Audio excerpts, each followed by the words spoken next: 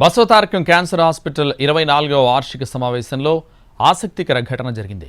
25వ వార్షికోత్సవానికి ముఖ్య అతిథిగా రావాలని సీఎం రేవంత్ రెడ్డిని ఆహ్వానించారని అన్నారు బాలకృష్ణ. అయితే 30వ వార్షికోత్సవానికి కూడా తానే ముఖ్య అతిథిగా హాజరవుతానని మాటిచ్చారు సీఎం రేవంత్ రెడ్డి. 24 అంటే వచ్చే సంవత్సరం 25వ వార్షికోత్సవం జరుపుకుంటున్నాం.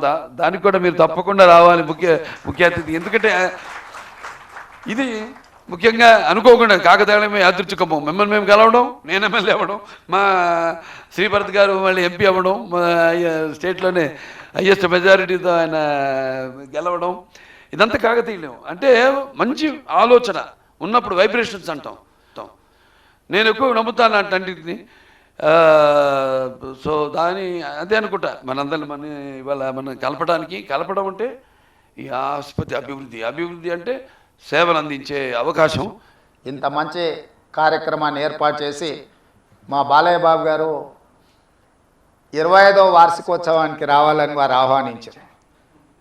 కానీ చైర్మన్ బాలకృష్ణ గారికి నేను ఇంకొక మాట ఇస్తున్నా, 30వ వార్షికోత్సవానికి కూడా నేనే వస్తాను.